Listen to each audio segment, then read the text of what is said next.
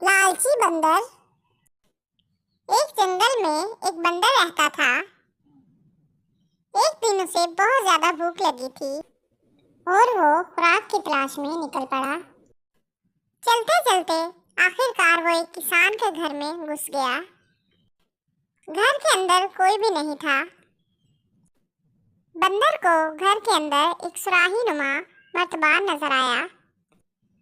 वो उसके करीब गया और उसने अपना हाथ उसके अंदर डाल दिया। मर्तबान के अंदर अनाज के कुछ दाने थे। उसने अनाज से अपनी मुट्ठी भर ली और अपना हाथ बाहर निकालने लगा। उसका हाथ बाहर नहीं निकल रहा था और मर्तबान के अंदर फंस गया था। उसने अपनी मुट्ठी अनाज से भर रखी थी और मर्तबान का मुंह बहुत तंग था, जिसकी वजह से उसकी मुट्ठी मर्तबान से बाहर नहीं निकल रही थी।